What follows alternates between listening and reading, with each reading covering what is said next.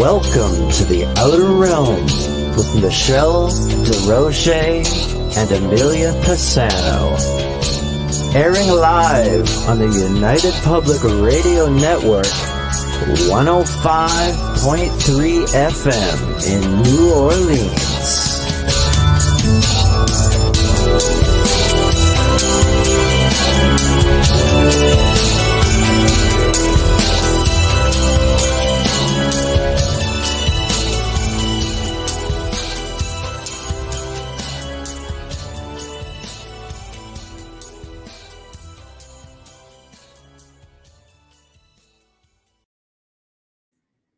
Good evening, everyone. Welcome to the Thursday night segment of the Outer Realm.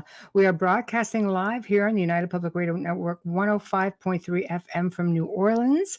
We are fully sponsored by the amazing people over at Folgers Coffee who have been with us since day one. So thank you, Folgers. Also, big thank you to our other sponsor, Dr. Snick, the Sonic Surgeon, aka Justin Snicker, who is responsible for that amazing intro and outro that you guys hear. His music is found anywhere that good music can be found. Tonight, we welcome back the return of David Weiss. He's going to be continuing where he left off with the flat earth perspective, shall we say. Try to reframe that. So love him or hate him, you don't have to agree with him. However, as per our motto, we don't always necessarily share the same, we don't have the same feelings, about a lot of what our guests talk about, but we always give them the respect and the courtesy of listening. And we are all students. And from that point on, we expect everybody to play nice in the schoolyard. We're going to leave that right there. So with that being said, I have basically fired off an invite that way he should go. And I see that the chat room is filling up. So hello, Bubbles in the house. There we go. We've got Wayne, Tamara, Zach. Love it. Love it.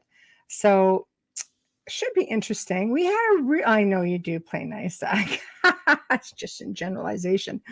But we had a really fun time with him the last time. And we're really looking forward to it again. He's just got really good energy. He's just full of energy. He's passionate about his cause and what he talks about. And I think that's great.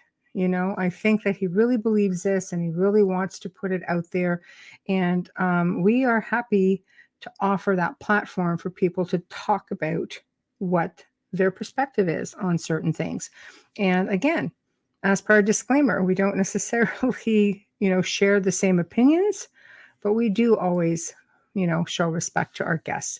They are taking the time out of their evening to spend with us all. And whether you agree or don't disagree, I think, again, the courtesy is, everybody deserves the courtesy. But I have to say, he had and still holds the record for probably the highest archive hit on SoundCloud. That's right. It went up really quick. So he's probably neck to neck with a couple of Joes and ours, but he really went up quick. And on YouTube, he does hold that record with us. He's got well between 2,000 and 3,000 listens. And that happened relatively quick. I put that on the Outer Realm YouTube just as an archive, as a backup. And within a week, it shot up to over 2,000. So there's definitely some interest out there. Yes, Tamara, everyone does have a right to their own view of the universe. And is that going to be one heck of a show tonight? It will. I think so as well. I think it's going to be a great show. I heard somebody make a comment today, just going through some research and you're checking out what other people's shows that our guest has done. And people are like, you know what? You can believe what you want. That's your perspective. It's your prerogative. But if you're in a position of authority, you shouldn't teach certain things to people. I'm going to talk to him about that tonight. But I don't know. I think, you know what? I absolutely agree. But people, again, have the right to listen and make their own judgment call. I think we've been living in, suppressed state of everything for quite a long time now. And over the last couple of years, it's been having to mind our P's and Q's, including right here, on YouTube and such. So we do, we are seeing a lot of censorship and that sort of thing. And I just don't think that that's right. I think if you're an adult, then you should be able to make up your own mind. If you're a child, then a little bit of a different situation. And, the fact that you'd be listening to one of these shows, I would like to think that you'd be with a parent or somebody along those lines just to sort of guide you through that. But as we wait for David to come in, I'm going to grab his bio. So David Weiss is a businessman who walked away from his own very successful company to pursue spreading the truth about our world. He is the host of the Flat Earth podcast, creator of the Flat Earth Sun, Moon, and Zodiac Clock app. He has an amazing ability to take anyone from ridiculing the idea of a flat Earth to the mind-blowing understanding that we don't live on a spinning, wobbling, rocketing water ball in infinite vacuum. I like that. He also shows you why the topic is the most important topic of these troubled times. And we are in troubled times without a doubt. So with no further ado, here he is. Hey, how are you? Hey, what's going on? Thanks for having me back. Oh, we had a blast with you the last time. Yours would be great. Oh, hey, I just want to start out by saying nobody should believe anything I say, right? I'm going to point towards a bunch of doors that you've never seen, probably haven't seen. And then it's up to you, listeners, to go investigate yourself and find out what's true. Belief is the enemy of knowing. Belief is easy. It's a lazy man's trick. You want to be rich? Invent something that'll make people lazier and everyone will get it. Okay. People love being lazy. You believe, you have lots of beliefs, right? If I told you I lived in Connecticut, you could believe I live in Connecticut. You're done. But if you wanted to know I lived in Connecticut, you'd have to go do some research, go online, look on Facebook, find my friends. Oh, they're all in the same town. Look, there's this high school. Yeah, now you know. But belief is the enemy of knowing. And the thing is, people believe they live on a spinning ball because they were told by a guy in a lab coat, a teacher that memorized textbooks and got A's. Therefore, they become the teachers, right? Textbooks made by the controllers that never want us to challenge their authority. Textbooks that teach us to be good little slaves for the corporate system that they have here. They don't teach us to use our higher minds, connect with nature, connect with source. They tell us 90% of our brain is unused. We only use 10%.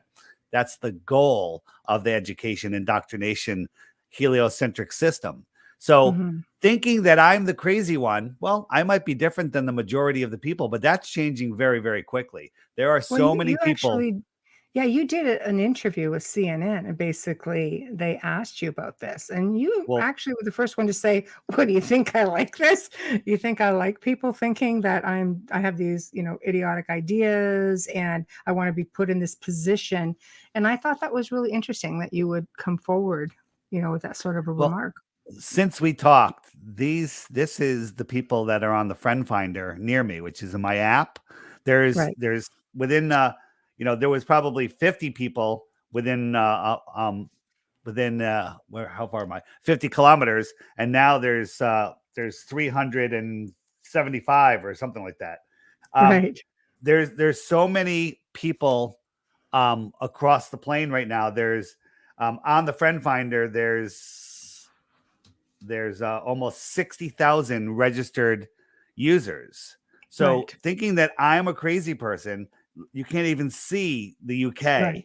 The United States is covered with people that have woken up to something that every single one of these blue dots has in common is they all thought flat Earth was stupid. They thought it was a psyop to discredit truthers. They thought it was ridiculous. They thought it was the dumbest thing they've ever heard until they looked, until they actually looked. And when I say look, you can't Google flat Earth because the controllers will feed you nonsense. They'll feed you all of the what we call anti-flat earthers, right? They have paid guys out there to ridicule you, to talk down to you, to talk in snarky attitudes, to call themselves a professor when they're really a failed musician, to call themselves science man when they're really straw man Dan, Okay, when they put and then Google pushes them out. You Google flat Earth, you don't find any good flat Earth information. So effort, time and effort is what it takes to learn the truth. And once you see it, so another thing that every one of those blue dots has is they will never go back to the ball, because the ball is the most ridiculous thing and it's scientifically provable. Last thing, and then I've been talking a lot, I'll throw it back to you, is the favorite thing that Globers say is there's no proof of flat Earth. They've seen no proof of flat Earth. Well, that's because they haven't looked or they're blind. And there's tons of proof of the globe. Well, the opposite's true. I'm offering 3 Bitcoins for 1 globe proof. 3 Bitcoins, 1 globe proof. And so far, nobody has even come close to finding anything that proves we live on a spinning ball flying through a space vacuum. I don't even ask you to prove that it's spinning or that space is a vacuum. Just prove we live on a ball, and we don't. But didn't somebody just come out and say that he accepted the challenge on Flat Earth with $100,000 reward For a and map? he proved it and basically was told, no, it wasn't a real map. It was digital, so we're not paying you. I'm just bringing it up. Sorry, because I wanted. No problem. I wanted your perspective on it. Yeah, he goes by Flat Out Hero. No, boasted Flat Out Hero. It's impossible. Never heard of him. Really? Yeah. There's some article. There was an article, a couple of articles that came out. And I thought for sure you would have, because that's a substantial amount of money that's much like yourself, somebody put out there and say, you can prove or disprove the flat Earth theory, I will pay out $100,000. And to this point, it has not been paid out. I'm not asking you to disprove the flat Earth theory. I'm asking you simpler, prove your globe theory. Because, the best argument the Globers have is, well, the stars move in weird positions. They appear to counter rotate the opposite direction in the south, when the truth is, no matter where you are in the world, all the luminaries in the sky, sun, moon, and stars, rise in the east, set in the west. Okay. But because you're turned around, you watch something spinning, turn around, it's now spinning counterclockwise versus clockwise. So, and also the optics of the sky are no way to prove the shape of the Earth. The other thing is, nobody has proven that any of the lights that we see in the sky, sun, moon, and stars, are even physical, or their size, or their distance. It's all made up pseudoscience. And people just believe it. Well, a guy in a book, Copernicus wrote it, a couple hundred years ago or whatever. Well, Copernicus made a telescope that we don't even have lenses that can do what his supposedly did back then. I don't think so. Right. Our consumer optics in our cameras, Nikon came out with the P900 and P1000 camera, completely blow the globe Earth to pieces. Right? On a globe, you should have a physical horizon at a certain distance. Our horizon isn't physical, it's optical. When you look at something in the distance, it's because the farthest you can see is where the sky meets the ground. Where the sky meets the ground. Are we a quick question? Are we broadcasting to a lot of audio listeners or just mostly video listeners? Yeah. I mean, millions of audio for sure. Okay. Well, we do have. It goes over 200 different podcast sites. Some are video, so we will be seeing the video, and the majority definitely audio, like millions live. That doesn't even count archive. So I'll explain it more in detail. Okay. When imagine yourself outside on a beautiful, clear day. You have some cumulus clouds, and they're all kind of sitting spaced out, and they look like they're sitting on a flat deck. It's because they are on a deck above you. They're 5,000, 10,000 feet above you, whatever it is. But if you look, like, let's say you're on the water and you look 20, 30 miles into the distance, the clouds that are 5,000 or 10,000 feet above you look like they're touching the water. And that's because of perspective. Everything kind of just merges into the horizon. So when we look at that distance where the sky meets the water, that's the limit of our vision. But if we could zoom in with a zoom lens, we can open that up and then we can see farther. Right. And so things don't disappear over the horizon. If you have an empty horizon, right, the horizon's tight together, and you zoom in, as you zoom in, making it bigger, all of a sudden you'll start zooming in and you'll see that there's actually boats there that appeared to disappear over the horizon. And then you take your camera and you zoom out, and these boats will appear to disappear from the bottom up. And that's just because of the little waves in the water in the foreground become bigger than the boat. and they block the boat until the point where the boat's too small, your eye can't see it. And your programming from Bill Nye, the Lying Guy with the bow tie, tells you that it went over a curve. And that's or not true. curvature, right? Well, Like that's what they teach you. It's curvature. They teach you it's curvature, but if something goes over the curvature, it disappears behind a physical horizon, and zooming in on it doesn't bring it back. So if we lived on a ball, which is impossible, things would disappear across a physical horizon, but we don't, because we could zoom in and open that horizon up, and then we could see farther and we could see things. Now with our infrared optics, we can zoom in and see things that should be many tens of miles below the curvature, but we can see them. They're still there. So how is that explainable on a ball? Well, how about let's talk a little bit about a lunar eclipse. Sure. I'd explain that one. Remember, I'm approaching this from, I'm the student tonight. Amelia's in the chat room. Yeah. So if I pop up something, she's just recovering from an illness. So if I bring up her comments and questions on the screen, feel free to comment on comments, or I'll let you know when it's a question. Right. So the lunar eclipse.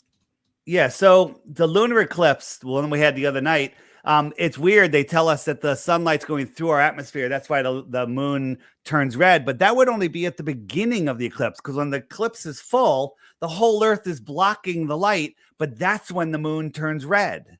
And then there's other places on Earth where the moon doesn't turn red. Okay. So first thing is, we don't even know what the moon is. Globe Earth, flat Earth, doesn't matter. Nobody even knows what the moon is. They tell us it's 238,000 miles away. They tell us that big crater at the bottom that looks like spider web coming out of it is 40 miles wide. Well, if you actually do the math, 240,000 miles, you can't see something that's 40 miles wide with your naked eye, but we can. So they're lying about the sizes. They're lying about the distances. Watch every month, the moon is in the day sky for about a week. Look at the moon on a blue sky day. The blue sky is behind the moon. The blue sky is behind the moon. The moon's supposed to be 250,000 miles away. Okay.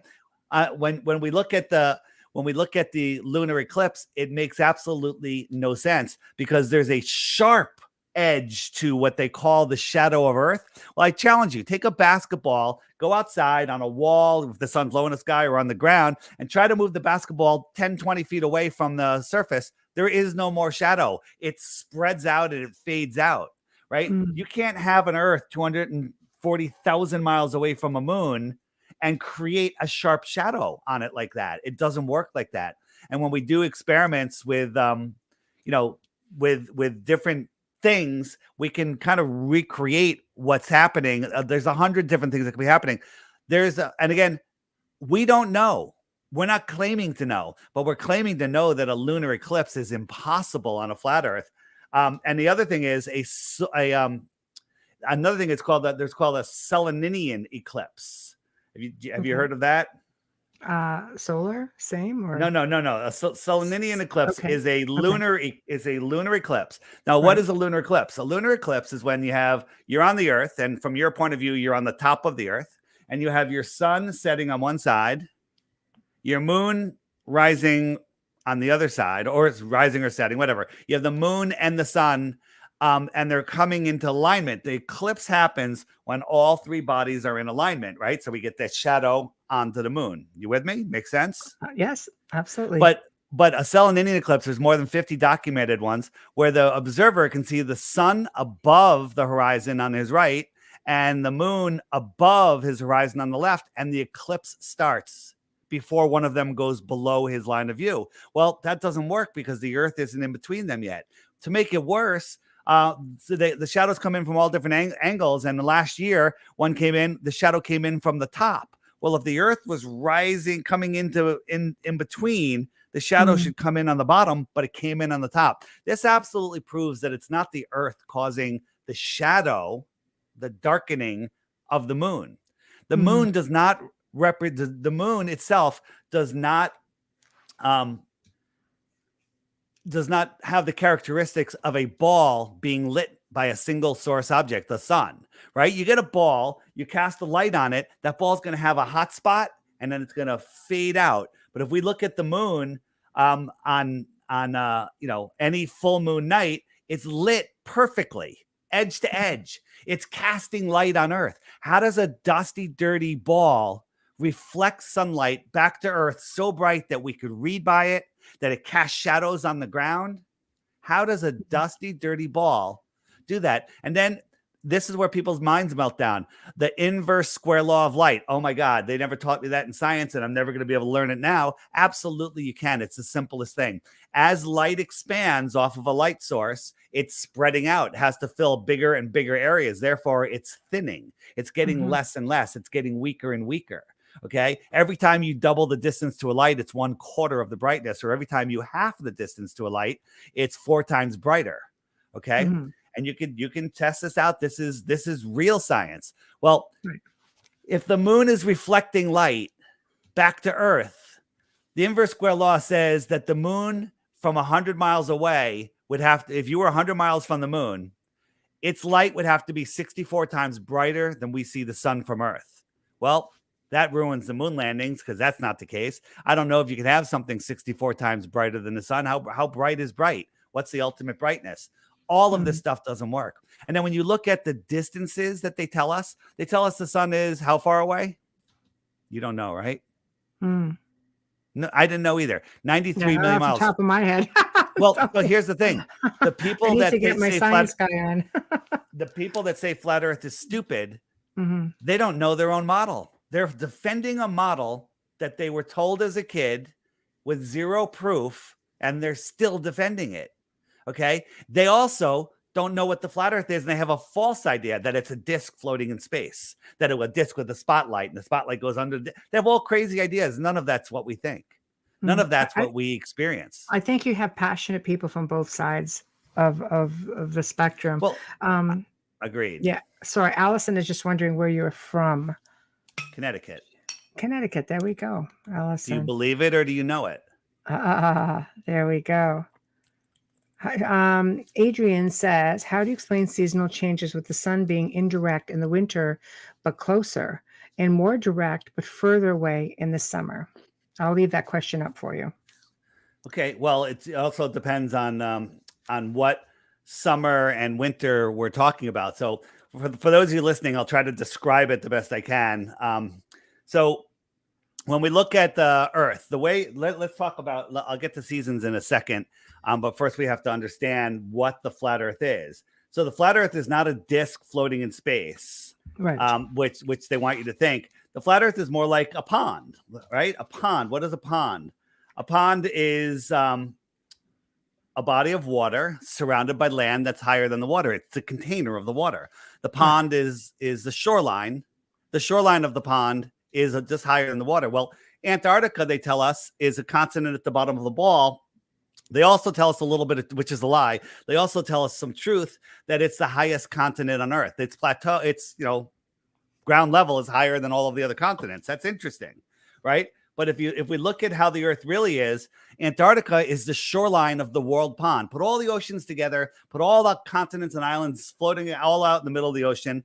The shoreline of our world, not the bottom, the shoreline at the same level as sea level is Antarctica. It's the highest land on Earth. It contains all of our water. It contains our world. That's it. Imagine if we're in Kansas and there's a lake. Let's say the lake is, 25 miles in circumference. And there's islands in the lake, and you're on a boat sailing around. Beautiful. And in the center of the lake, which is big, 25 miles. That's pretty huge. Is a tall mountain, and it's a big, gigantic magnetic mountain. It's a big magnet, biggest magnet you've ever seen. Okay. And so now you have a compass on your boat. That needle's always going to point towards the center of the lake. Now, if you try to dead reckon 90 degrees, well, you're going to sail along, and you got to keep turning to the left to maintain 90 degrees. So wherever you started from, you're going to draw a equidistant circle around that magnetic mountain, and you're going to come back right to where you went, and you were going 90 degrees east the whole time. You can do the same thing west, all the way around and come back. Now, which direction is south? If north is at the center, South is every direction away from the center. So we get in our boat, we put our backs to the mountain, doesn't matter which way we're facing, and we start sailing away. Well, we're 12 and a half miles from the shoreline. We get to the shoreline. We don't fall off the flat earth. We step up onto Kansas. Okay, interesting. So now we start walking, and we're walking, and we're walking, and we're hiking, and we're hiking, and we're 10, 20 miles away. Can't even see the lake anymore. Not even sure where we are. We're exploring this land. Let's say we're going for days. We're going 100 miles. That lake is, the whole world is behind us, right? That's our whole world. And all of a sudden we come to another lake. Hey, there's another lake here with islands in it. And there's maybe a magnetic island in the middle of that one. And if we had another boat and a compass, we could circumnavigate that flat pond. Okay. So that is just one possibility of what's going on beyond the shoreline that we call Antarctica, right? What if we lived in a pond and then there was other ponds all across the earth plane, and these ponds had continents and people? They would lived on the extra land, people that lived on the extra land outside of our pond. Well, we might consider them an extra land person, an extraterrestrial, an extraterrestrial from outer space, from the outer space where we live. Okay. So if you want to talk about extraterrestrials, they make perfect sense here on a flat world, an extended plane. Right? But we're not allowed to go there. We're not even allowed to explore. We're not allowed to figure out if there's anything out there. There might be nothing. This might be the only pond that there is. Maybe there's some rings around our pond with other ponds. Okay. Maybe the world is set up like that. Maybe the world is set up with another ring around us. Am I blowing you away a little bit? Always. So for those of you looking, here we are in this pond, and then there's a ring around us, Antarctica, and then outside of that are more oceans and more continents across the Earth plane. Now, again, it's sort of we're like the not Atlantis allowed. theory, well, Atlantis exactly could just be in our southern oceans. Atlantis could be. Because when you wrap a flat map around a sphere, you lose huge swaths of the outer oceans, which are the southern oceans, the inner north and the outer south. Now let's get to the seasons. Seasons make zero sense seasons make no sense on a globe, right? So we're told that during our winter, the north is tilted towards the sun, so the sunlight's come in and it's more direct, right? But in our winter, we're tilted away, so that same beam of sunlight has to spread over a bigger area. Well, that's cool. That makes some sense. The problem with that is, and this is where people, they weren't taught to think, this is a very simple exercise. Here in Connecticut, we have frozen winters and hot summers, okay? In the summer, in the heliocentric model, the sun is 3.5 million miles farther away. Now, the Globers will go, that doesn't matter. 93 million minus 3.5 million is only like 4%. Okay, it's 4% farther away during our summer. However, I can go out down to the beach, and when the sun appears on the horizon, I could feel the heat pounding on my face, and within an hour, I can get a sunburn. I can get sunburn. Okay, I can absorb vitamin D. That's with a sun that is, now think about that. The sun is down low. We're tilted 89 degrees. The farthest tilt, the sun is literally skimming across, spreading out the widest area possible, way worse than the small tilt of the earth, supposed tilt of the earth. I can get a tan. Okay, no problem. But during the winter, when the sun is closer, doesn't matter, of course.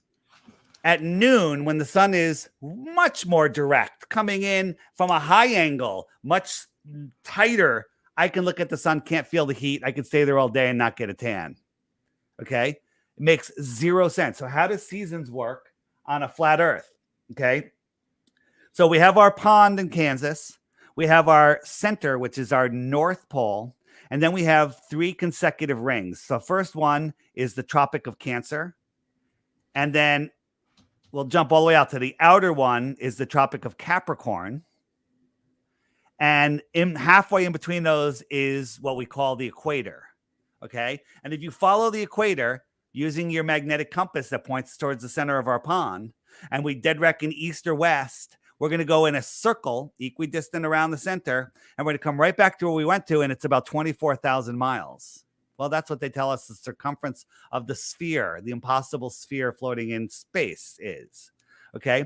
So how do seasons work? Well, right now we're almost in June, and in June, the sun migrates all the way into the Tropic of Cancer, and it makes this tighter circle around the Tropic of Cancer. Well, the Tropic of Cancer is as close as the sun gets to me in Connecticut. Well, June is the height of our summer. The sun is close, therefore it's high in the sky. If you went out in the street that had a whole row of streetlights and you were standing directly under one, pretend that one's your summer sun. And then pretend the one a couple blocks down, that's your winter sun. Well, it's the same height, but it looks much lower in the sky. And if it kept going, it's going to become at your eye level, and then you can't even see a mile down the street because those are out of your view, just like the sun goes out of your view every day, right? So we're having our summer when the sun is over the Tropic of Cancer. It goes right over Miami. That's why it's so hot in Miami. Right over Mexico. That's why it's so hot in Mexico. It's winter in Australia. But 6 months later, the sun migrates out to the Tropic of Capricorn, and Australia is in their summer, and we're in our winter here in the north because the sun is far away. It's very simple. It only works on a flat earth. In the Flat Earth Sun, Moon, and Zodiac Clock app by Blue Water Bay, you can find it at flatearthdave.com. There's a frequently asked questions button. And don't believe anything I say, and don't just believe YouTube videos. However, I'm going to tell you something that will lead you to a YouTube video that somebody made for you, did all the work for you lazy globers, and then you can see it and you can go verify it yourself. But in there, we have What About Seasons. And if you click the What About Seasons, up comes a playlist of videos that YouTube won't let you find. You can search these by name and they won't show up. You're going to get other propaganda videos. Why are they hiding it? Why does every video that mentions flat earth have a Wikipedia thing underneath it that says flat earth is an ancient, scientifically proven wrong, belief? Show me the science. Flat earthers love science. We hate pseudoscience. Heliocentrism is pseudoscience. Adrian, who asked you the question, says the sun is closer in the winter, but indirect. Well, they tell us it's closer in the winter, but it's lower in the sky because we're tilted away. That works, but it doesn't make any sense because at noon in the winter, December 21st, here in Connecticut, the sun is about 55 degrees up in the sky. That's a pretty direct angle versus sunrise in June, where it's 89 degrees tilted over. It doesn't get any farther. And the heat is different, right? So that's more indirect, right? If you believe in the tilt model, it doesn't matter if it's tilted, axial tilt or spin tilt. It's the same thing. It's the angle to the sun, right? In the winter, the sun is more direct from that angle, but as we spin, it becomes less direct. You spin into the sun and then you spin away from the sun. So the sun is direct, indirect throughout the day, every day. So it makes absolutely no sense. And again, watch the videos, then you'll understand. Heliocentrism makes no sense. And if you look at the heat maps of the world, if the earth is tilted, how come it's hot between the tropics? The tropics are tilted away from the sun. The heat map should not just be in between the tropics. If the ball is tilted and spinning, the heat map's wrong. It only makes sense on a flat earth. Okay, next question. Zach has two. He's asking on behalf of a coworker of his. First question: if Earth is moving faster than 100 kilometers per hour in space and spinning at 1,000 miles per hour at the equator, how does NASA capture pictures of our planet? I'll leave it up for you so you can see it. So the first question, the first thing is, if you watch, I I used to watch a lot of Nova and all this stuff, and they were talking about the deep field pictures, right? So that they focused the big telescope here on Earth out in a little tiny spot in space and did a time lapse, and now they found hundreds of other galaxies, right? And each galaxy has 100 billion stars in it, just numbers that are absolutely ridiculous, numbers that our brains can't comprehend. And they talk about how this telescope is on a cement pad that's like 10 feet thick. And it has to be 10 feet thick so there's no vibrations. And the technique, and then remember, the Earth is spinning at 1,000 miles an hour, and this thing tracks that spot in the sky with the Earth spinning 1,000 miles an hour, and somehow it's able to stay perfectly on a spot deep in the distance. Now think about this. Have you ever used a laser and tried to point it at something just a few miles away? The tiniest little movement moves that laser like a mile. Okay, we were doing some long distance laser testing across a frozen lake, and we needed a machine that did tiny micro adjustments because you couldn't adjust it by hand because you move that a tiny bit and the dot on the far end of the lake moves a half a mile, and then the people that are trying to photograph it can't. So you're talking about greater distances, right? So the thing that they said in this documentary, that the operator of the telescope has to wear socks, can't even wear shoes. When he walks around, he has to tiptoe around because it could ruin the whole exposure that takes hours. Well, the Earth is spinning 1,000 miles an hour. Are they forgetting that it's orbiting the sun at 66,000 miles an hour and chasing the sun at 500,000 miles per hour? Are they forgetting about that? And then you have to make it worse. You got the Hubble telescope, which is mimicking all of those motions on Earth, and it's moving 17,500 miles an hour just to keep up with the Earth. Okay? Mm-hmm. This is all pseudoscience nonsense. I mean, when you look at the Hubble telescope, it's literally a tin can in space. It's really a joke. And 20 years, they took a picture of it just recently. It's the same picture that they showed us when they put it up, right? And if you look at it, it looks like tinfoil wrapped around a can of beans and a little wheels from a balsa wood airplane. It's nothing. This is not real.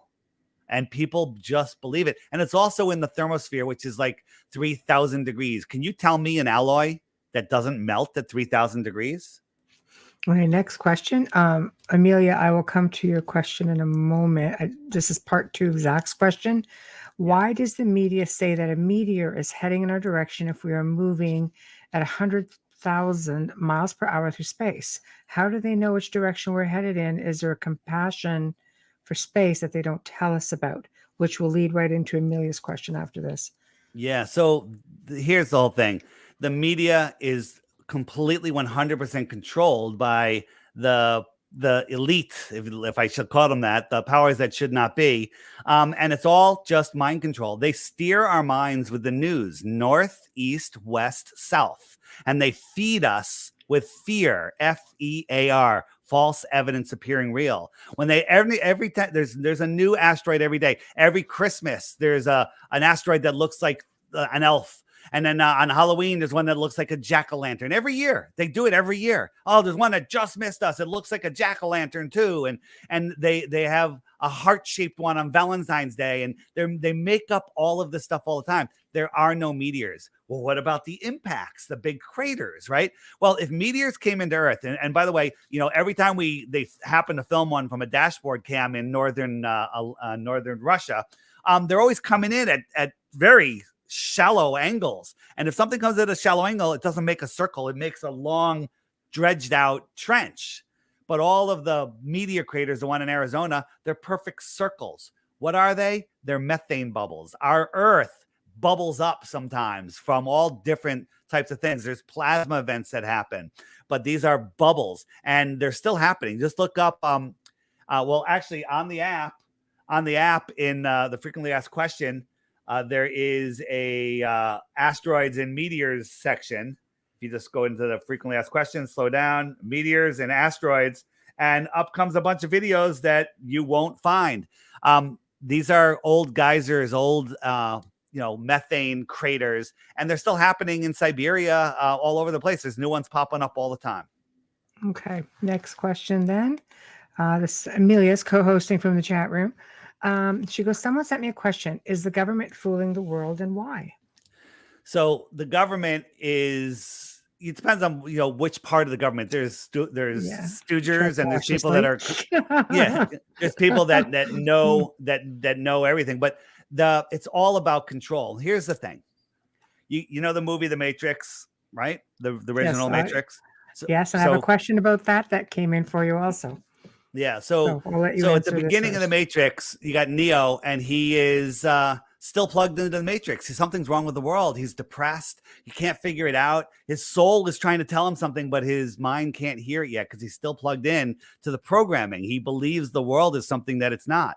And then look at Neo at the end of the movie when he unplugs from the Matrix, which is the heliocentric system, right? He unplugs. He takes back his power. So this is the whole thing.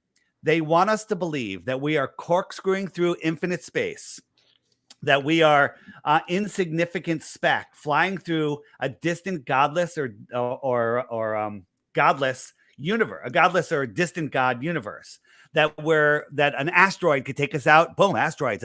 Asteroids took the dinosaurs out. Guess what? Dinosaurs never existed. Okay, we can get into that if you want. So it's all a story. It's all a story that to separate us from the creator. They don't want us to know that we're at the center of creation. They don't want us to know that our thoughts create our reality. They want us to believe that other people can control us. Well, the only control people have over you is in your imagination. Just imagine this. Every person woke up tomorrow and goes, Dave's right. I'm not listening to the government anymore, right? Well, governments every government in the world crumbles instantly, and we don't even know who they are because we don't care. Right, because they're nothing. They're absolutely nothing. I have to bicker a bit about the dinosaurs, only because I mean there's tons of evidence and bones and teeth where DNA is being extracted. So hold on, let's talk about that. Okay. We'll get into that for a second. So there's not tons of bones. There's a bone here and there. They'll find a whale bone at the top of a mountain, and they'll say, "Oh, that was a stegosaurus." There's a lot of bones. Right? There's museums full of bones. No, they're not. They're actually made from ground up chicken bones in China. They're all put into molds, and the museum will tell you, they'll admit those aren't the real bones. The real bones are too radioactive and too precious to put out for the public to see. So these are just replicas of what they have. No dinosaur head has ever been found. And here's the bottom line. If you look at all the megalithic buildings and history, back to the pyramids and on, no one ever mentioned finding a dinosaur, ever, not once. In the 1800s, 1850 something, give or take, some royal guy in England wrote a paper theorizing that dinosaurs existed. Theorizing. First one ever to come up with it. He wrote a paper, published it, and a year later, to the day, he and his team found the first dinosaur. Okay?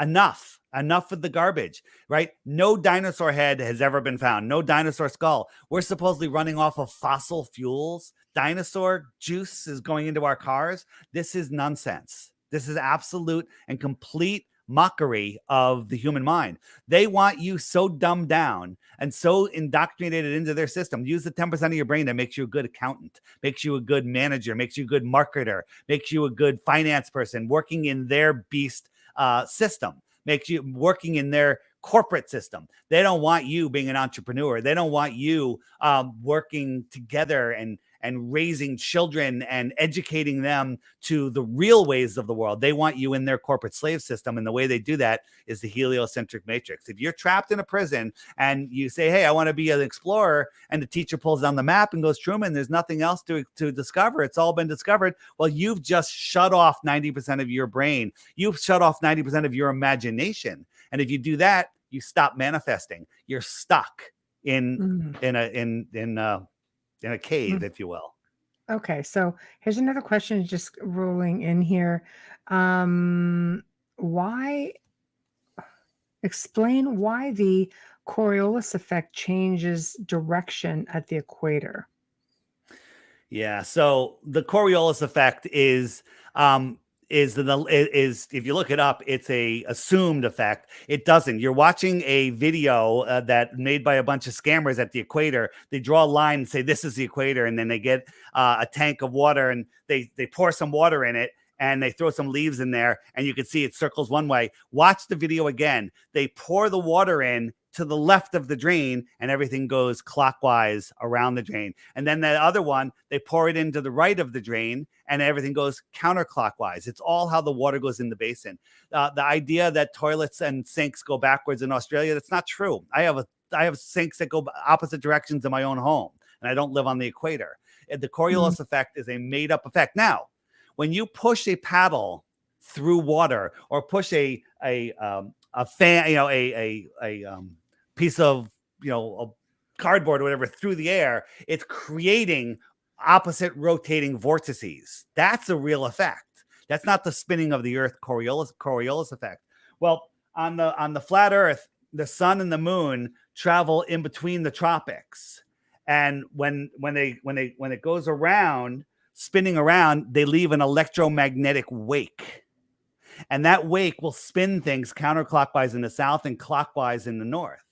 And sometimes storms, though, when a storm is crossing the tropics, if the sun and the moon are on the other side, sometimes it'll cross and spin in the wrong direction. It happens every year. There's storms that spin in the opposite direction. If that happens once, the Coriolis effect is nonsense. Okay. It happens all the time, but they barely report on it. They don't want to mention it. They don't want you to know. They don't want you to think. So the whole idea that things spin in opposite directions is ridiculous. And the idea that snipers, because there's one video of a sniper saying, well, he adjusts for Coriolis. It's actually the dumbest thing ever, because everywhere you are, every latitude, the calculation for Coriolis would be different. And then every angle of degree off of east or west would be a completely different calculation. There's no computer that could figure it out, let alone a guy with a book trying to shoot somebody. Like a sniper's got someone pegged at 2 miles away.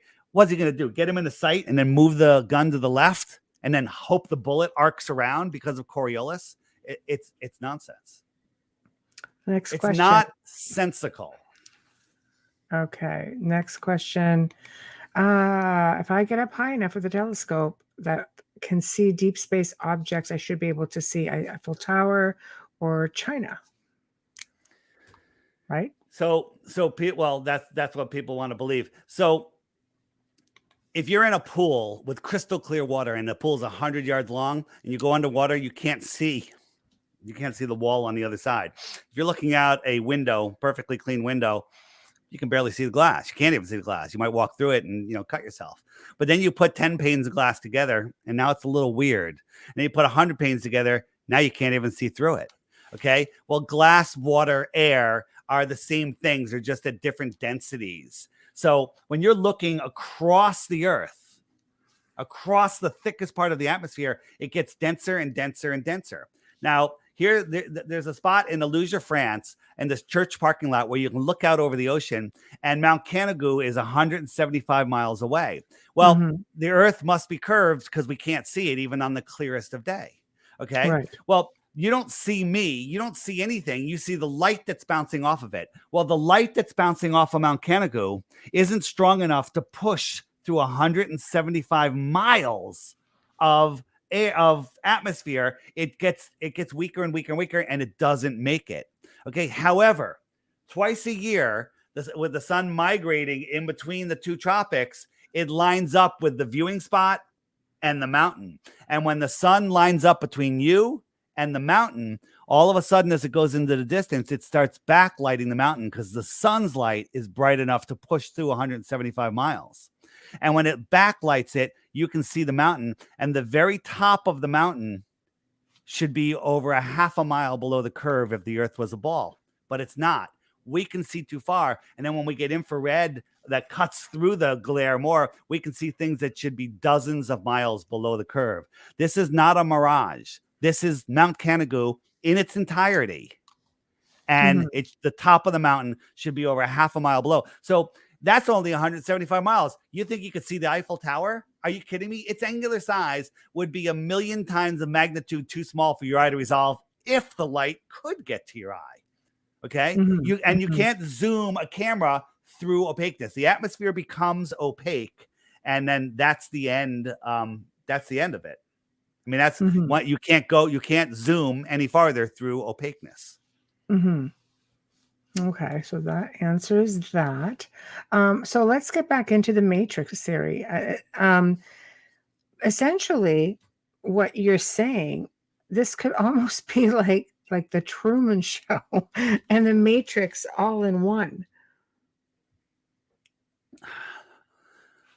Yes, Because let's very face close. it, poor Well, Truman really got well, worked over, so right? think about this. Think about this. So you have a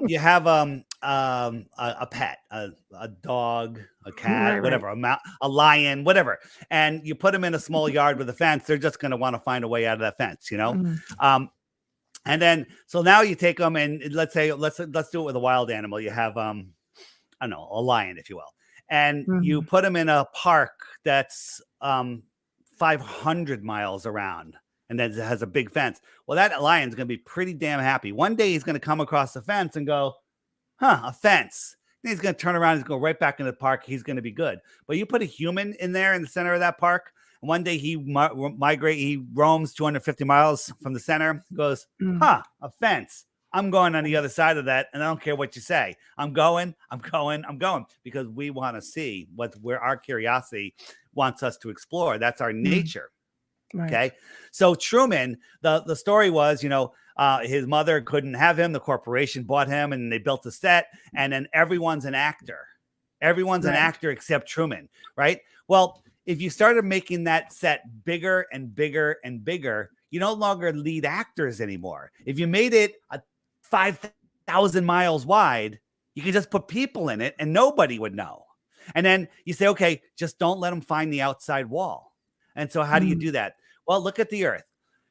So you can't go to Antarctica. Antarctica is off limits, right? And what do you mhm, mean? Lots of people go to Antarctica. You can take you can pay for a very expensive trip to the edge of Antarctica, and they'll show you some penguins, some ice. They take you to this little peninsula off the tip of Santiago, right? It's bigger than some countries, but they don't take you to all of the rest of Antarctica. They don't take you to the outer lands, okay? mhm. The outer lands away from the center, okay? So if we try to go here, I don't even believe that the United States, that this round of civilization, the 1900s civilization, even started figuring out what Antarctica was until the 1940s and 50s, okay? And when they did, they made it off limits. But if you were the creator, whoever, and you say, okay, I want people here, I want them not to know, I want them to have to figure everything else out.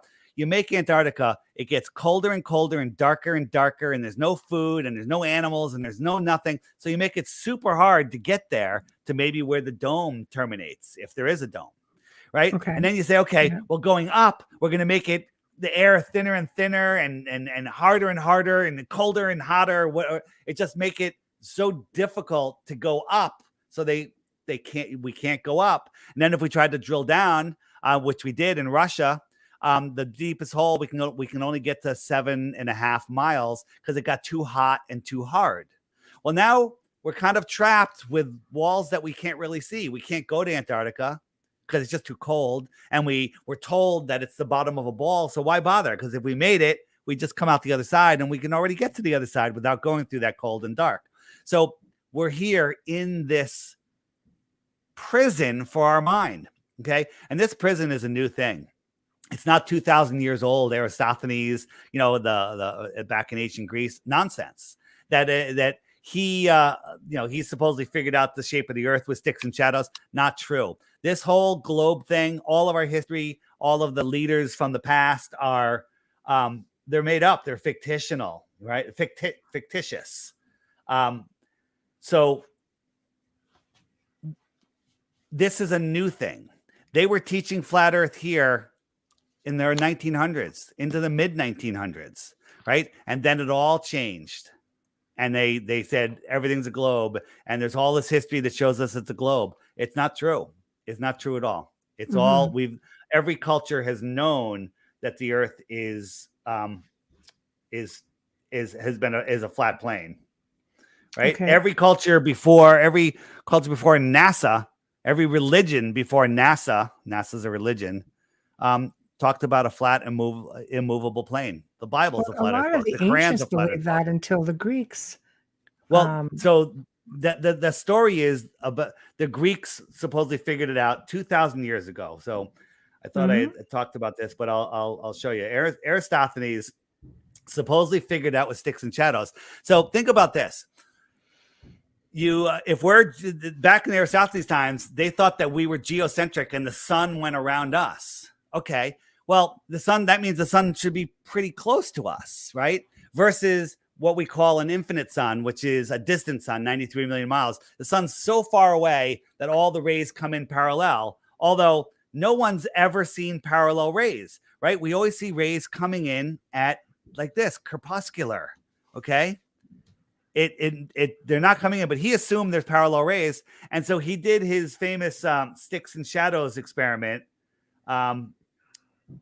So here, let me just get that, where he had he noticed that one day in a well he could see the sun shining on the bottom, which meant that the sun is directly above him. And he came up with an experiment. He'll put a stick in the ground and there'll be no shadow. And then his buddy, who counted the paces for 500 miles and somehow he's able to communicate with him, he'll put a stick up and there's a shadow. Then he can measure the length of the shadow, figure out, well, his shadow is a right angle, and he can do the whole thing. His no shadow is vertical, right angle, Pythagorean's theorem.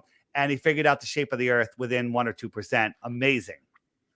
Carl Sagan drilled that into our heads in the show Cosmos in the 1980s. And I loved that show. It was amazing. I was really good at astronomy. Okay. The problem with that is on a flat earth, it works also. We have a small local sun directly above Aristophanes. His buddy, 500 miles away, puts a stick up, measures the shadow, figures out that flat surface that we're looking at is a sphere. Just put down 3 beer bottles 5 feet apart in your house and put a light over the middle one. The middle one has no shadow and the other 2 have opposing shadows. You can now do math that'll tell you the sphericity of your flat floor. Okay, so I have a bunch of questions. Okay. Zach says, this question comes to me. What was the catalyst that started David down his journey of proving that the earth is indeed flat? I was sick of people telling me to watch flat earth stuff. It's the dumbest thing ever. I banned them from my social media for life for even suggesting it. And then Sophia Smallstorm, a very prominent researcher in the truth industry, said, Dave, I think the deceptions are worse than what we've been discussing. I think the earth might be flat. And I'm like, not you too. And she goes, here, watch these. She sent me Mark Sargent's Clues, a couple other videos. And I was like, let me watch these videos, but they're not going to prove anything. I went in with a closed mind and I was like, that's interesting. And then I started looking for more. And back in 2014 and 2015 and 2016, YouTube would go, oh, you like that? Here's some flat earth videos that just were put up recently. And there was hundreds of videos going up every day. And YouTube fed them all to us. And I was like, wow. And I was like, then I saw all these boats over the horizon videos. And I'm like, that's amazing, but I need to prove it myself. So I went and I got I bought a P900 super zoom camera, a tripod, went down to the beach, and I zoomed in on things that I shouldn't be able to see. I sat down at the water's edge. I zoomed in on a beach and I could see people sitting at the water's edge. Well, that's impossible. At that distance, they should have been a dozen or more feet below the curve. And I could see a buoy over 10 miles away. There should have been over 66 feet of curvature. So then I thought, well, maybe the curvature formula is wrong. And I went to the globe, the flat earth debunking sites. And they're like, oh, well, it's not 66 feet because you're halfway down the curve on one side and it's halfway down the curve on the other. So it's only 33 feet, which is dumb. But I'll give it to them. I'll handicap you. Go ahead. I don't need 33 feet. I can still see something 10 feet tall. How is that possible? Then they come in, oh, refraction. It's not refraction.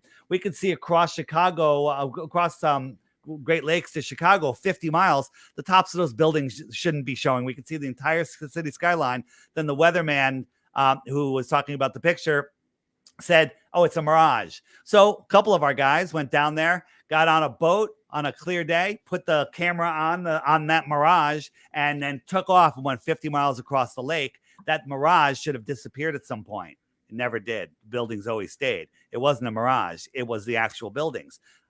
That means that the earth is either flat or 1,000 times bigger than they tell us. Okay? Adrian says because the camera is not at ground level. Sorry, Amelia, I'll get back to you here. No, that's absolutely not true. The higher you put the camera, the farther you can see, because your angle, you're changing your angle angle of attack. They tell you, like in Dubai, you can watch the sunset, then jump in this building, go to the top, and watch the sunset again. No, that's because the sun is going behind the atmospheric deck of opacity. What do I mean by that? I'm going to show you something very visual here, but I'm gonna show. I'll explain it for those of you that are listening. But I highly recommend that you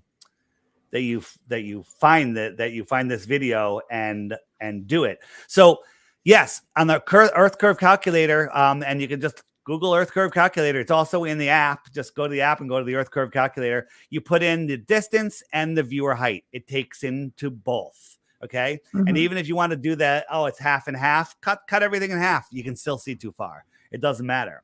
So the way it works is the sun moves along a level path across the earth. So here's my kitchen counter. It's flat. The sun is going across this line. Now, right here, I have an obstacle. It could be a mountain. It could be a city skyline. It could just be the atmospheric becoming opaque over distance. But the sun never goes below it. Now, I have a camera on the other end of the counter, looking up at this thing going away. Now we'll look at it from that perspective, from a terrestrial perspective. And when you look at this line, it no longer looks level. It looks like it's going down. And the top of this opaque barrier is at eye level. And it looks like this is going below it, but it's not. It's just going away. It's just going away. Look at this line. It's going more down than level. And this is a level line, and this sun is moving away. Comparing it to a real sunset, the sun went away, down, and look, it's going behind something right here. This is the atmospheric deck of opacity. Looks just like this, but this is what's really going on. Okay, watch again. It's just going along this level line. It looks like it's going down, just like the sun looks like it's going down, right? They don't teach us perspective in school, right? Well, Dolly says measuring the inside of a small portion does not measure the whole. Low orbit is still way outside the scope of the Earth. I don't know what you're talking about. That's in the comment. So here are some street lights going. We know that this is a level road, and these street lights look like they're going down, but they're all level. Well, here's the sun going down. It's just going away. It does the exact same thing. When you take the time, engage your God-given brain and your common sense, and replace the nonsense that they gave you, that they feed you, guy in a bow tie, guy in a white lab coat, a teacher with a Rockefeller-funded textbook, okay? When you disregard that nonsense and you think, right? Well, I'm not a scientist. I don't have a PhD. Those are the worst. Those are the ones that memorize and regurgitate the best, and then they teach the next generation. Okay, another question. Amelia, then where is all the lithium coming from for these electric cars? Because those are being like pumped out and pushed out like crazy right now. Well, across the Earth plane. Admiral Byrd flew out over Antarctica, said there's a continent bigger than the United States filled with uranium and coal and everything we could possibly need. No human is there. It's filled with minerals. And then they made it off limits. We put up a treaty in 1959 that's still in effect today, can't even be questioned until the year 2041, right? We're fighting over resources everywhere on the earth, but there's uncharted, untouched land that no country is allowed to go to. It's guarded, okay? You can't get to Antarctica on your own.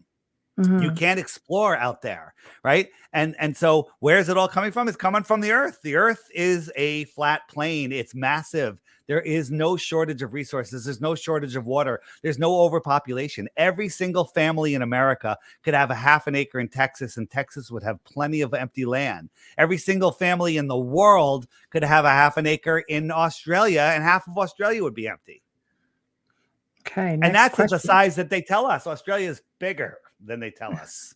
All right, next question. If NASA or Musk offered you a ride into space, would you go? That sure would clarify things, I think. Because that was something else I was going to say. You know, we've got actual citizens now who are going to be having the opportunity, some of them have already done it, to go into space and have a look for themselves. Well, I'm going to show you how that's absolutely not true. And I'm going to give you to the listener that said that, if Walt Disney and Warner Brothers offered to put you in a cartoon with Roadrunner and Bugs Bunny, would you take the opportunity to see if Roadrunner would kill you? Because that's an equivalent question of what you just asked me. Well, right? I might have dated myself with Roadrunner. What I'm telling you is one way to prove it to be true or false is take the ride and see. Nobody has ever gone up in a rocket into outer space, ever. And that opens up a whole can of worms. We'll go down that road. It sure does. Yeah. So let me show you an unedited video from Elon Musk. And remember what I said? If you fake space once, yeah. I don't know if I said it on this show. That might have been the last show. Then you're a liar and everything. So oops, that's not the one I wanted. This one's pretty bad in itself, but I'm going to show you a better one. Okay. Where did it go? Well, this is an interesting rocket. Where is my it's in the rockets. So this is Elon Musk. This is a test flight of a rocket that's going to go to Mars. Now watch this thing. Edit, and watch the cuts and watch everything's in real time. So this is a shot of nothing, right? This is the onboard shot. Now look how slow this is going. This little flame is lifting this 100-ton rocket into the sky. Okay. Now we have this far shot. Interesting. It looks like it's barely moving. Now use your mind, use your brain. The smoke now look how high it is. The smoke that's coming off of this thing. How fast is this moving? Look at how close we are and at the side angle that we have. It can't be that high.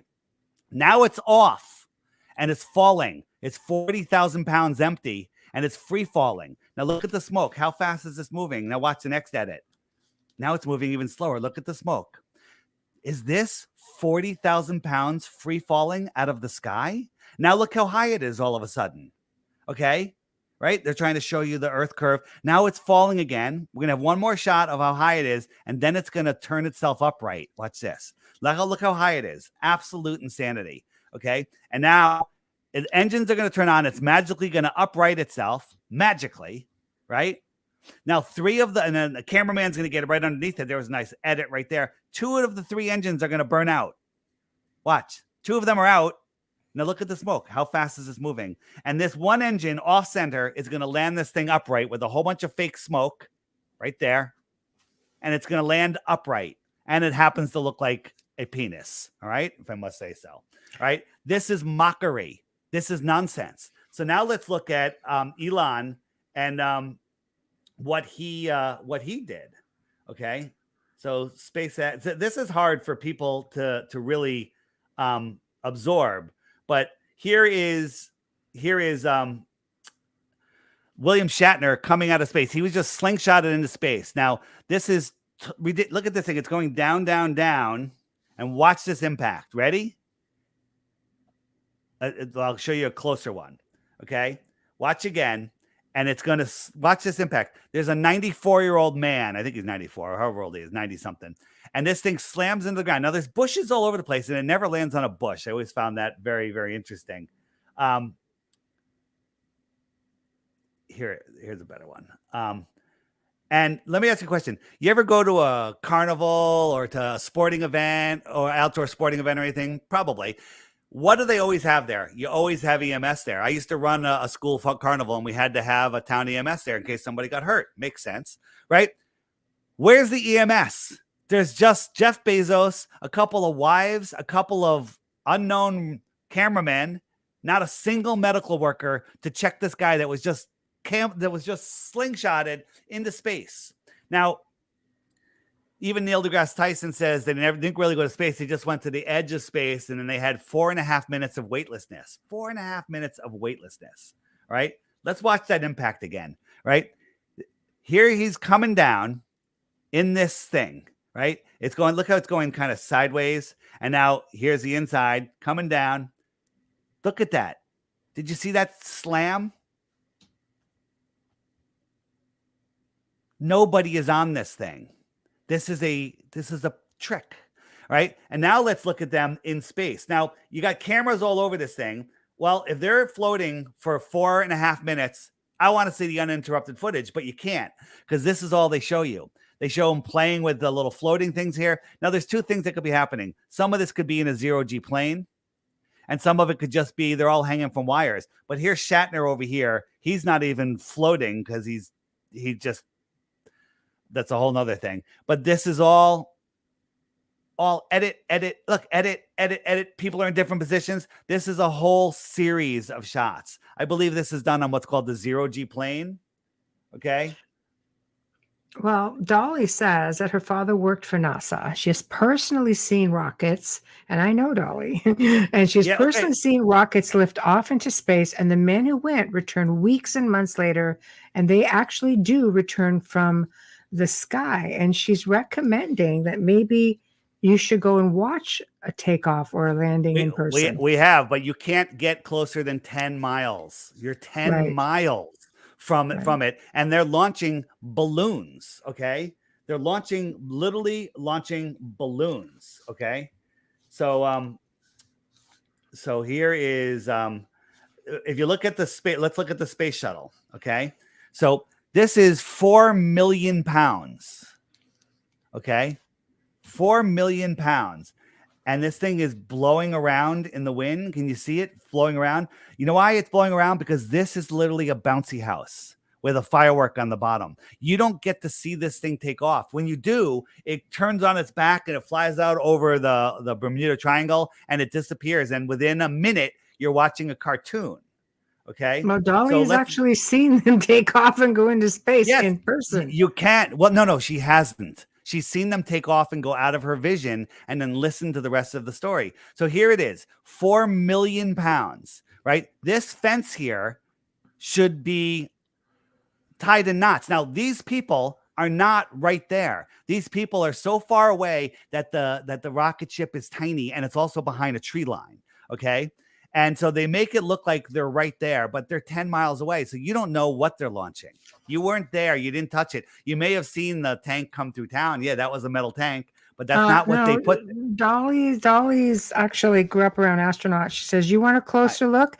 Send her your email and she'll fix you up. And she could fix you up. Trust me. Yeah. She info at theflatearthpodcast.com. I'll hook you up, Dolly. This. Yeah. Watch but even this. buildings sway according to Amelia. Yeah, well, there's true. They do a lot of tricks, a lot of sound. But this thing, if you Google space shuttle launch, you'll get this video, and there's a problem. First, we have whenever you see a smoke trail, that's because they're launching something, whether it's a balloon or whatever. Right? There's no people on here, but this is going up. Now we're watching this thing and we're listening to the announcer, and this thing is 30 miles downstream before the solid rocket boosters come off. It's it's going thousands of miles an hour, right? And then the bolts explode and the rockets go off, right? You can still tell it's in the atmosphere. Look at here. And when it does, this thing has to be so aerodynamic, but these rockets fly sideways. They would be ripped right off, right? And when that, I'm going to repeat, when it disconnects, you hear it the same time that you see it. That doesn't work. If it was only 20 miles downstream, you wouldn't hear it for 90 seconds after you saw it, right? Because sound travels much slower than light, right? Now, these things are going sideways. They're still firing out thrust. How come they're just floating? This doesn't work like that. If you look at the SR-71, which is like a razor blade, that thing could go Mach 3.2. Okay, Mach 3.2. Right? You with me? I am.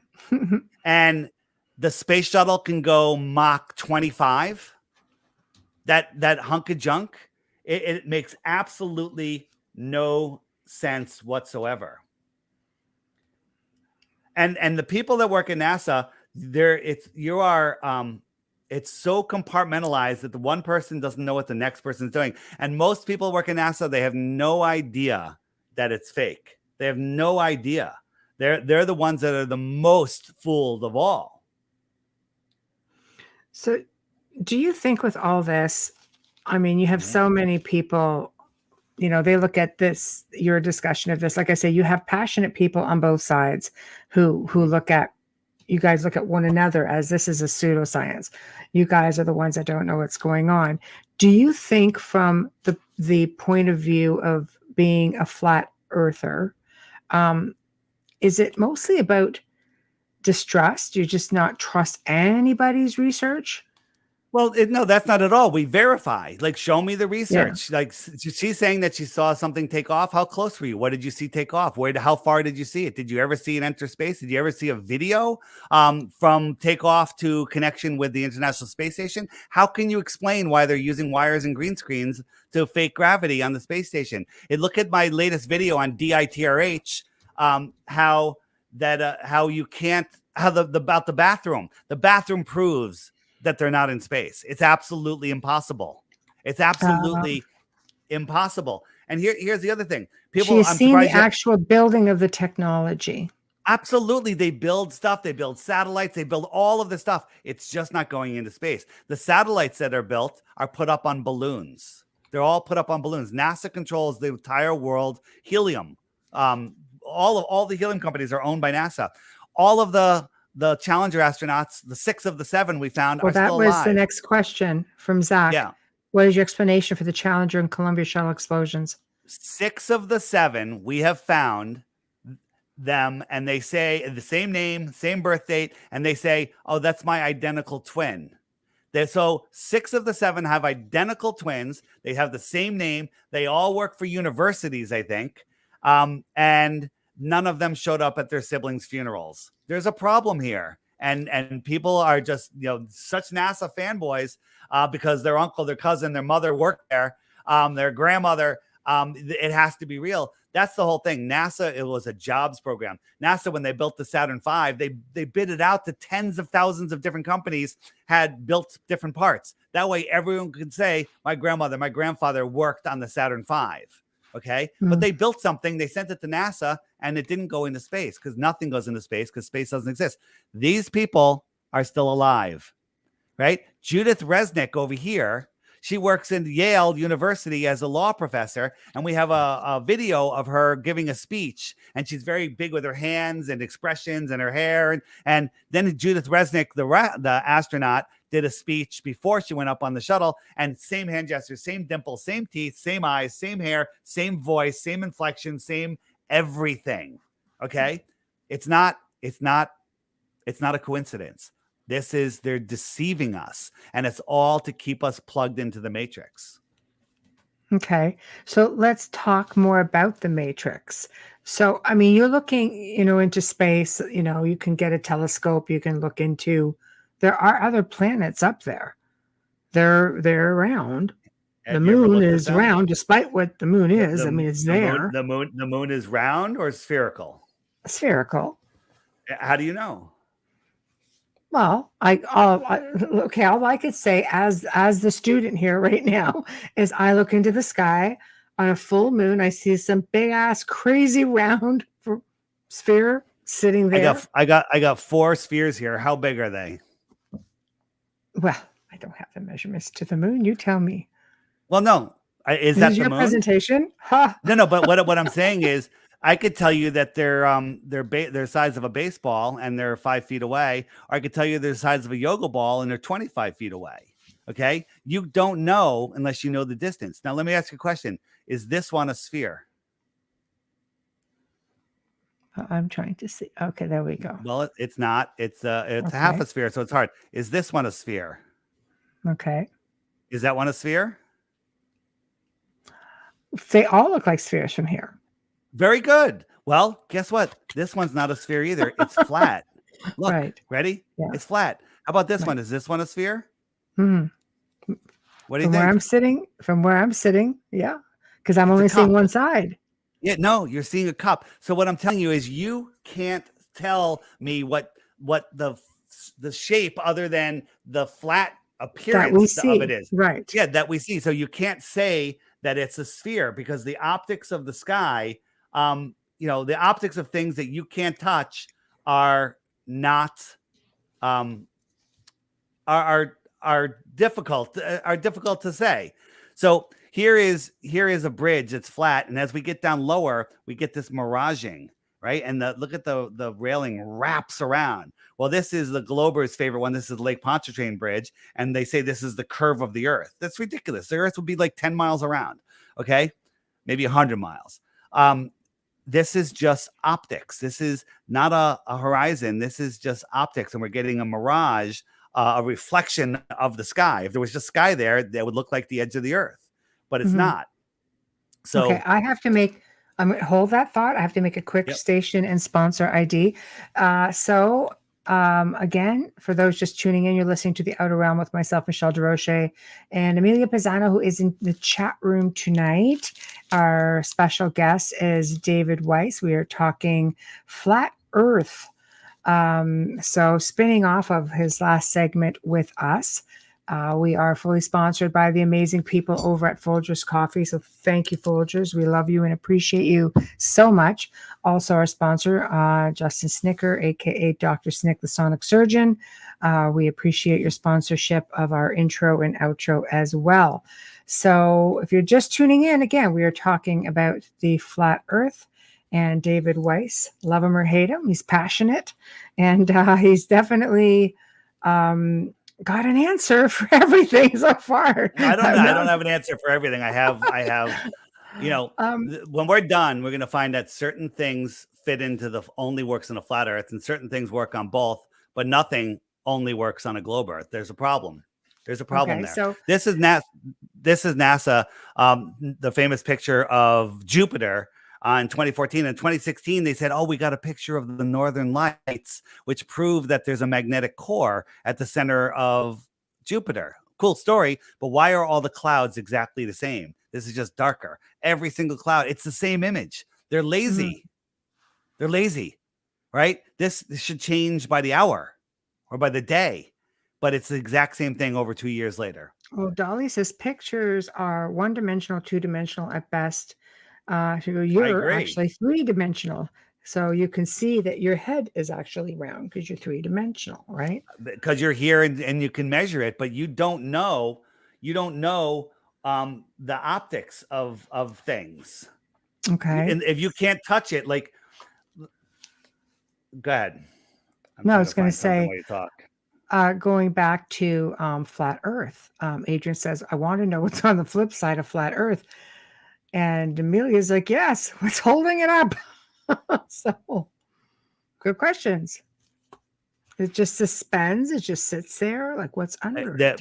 I don't know. Nobody knows. Nobody knows what it is. It's it's created. I don't know. And what's at the end of your infinite space? Okay, that's a tougher question than what's under the flat Earth. I don't know. They say it's God's footstool. I don't know. Right. Okay. So next, all right. Yeah. So next, Amelia says maybe Jupiter just doesn't change. That is not true because maybe it doesn't, but according to NASA, it does, because if we look at Jupiter, where is it? Jupiter, where is it? Oh yeah. So this is a video from NASA. Whoops. This is a video from NASA as a probe went towards Jupiter, right? And if you look, the storm, this red eye storm is spinning. All the clouds are they're going in different directions. So this is just over a period of a couple of days. Okay. And then that picture 2.5 years apart, that shows you NASA's lying. Unwind it. All of space is a lie. If all of space is a lie, nobody went to space, right? The International Space Station is impossible to see at the height that it is. If you look at a 747 flying at cruising altitude, it's so small you can barely see it. Double the height, you can't see it. The International Space Station is about the same size, but 50 times farther. And then people will argue that they can see satellites, which are even farther and smaller. But Jupiter does move. She said a still picture does not prove you right on that. This is not a still picture. This is a series of pictures of Jupiter spinning. This is fake. People can here's the problem.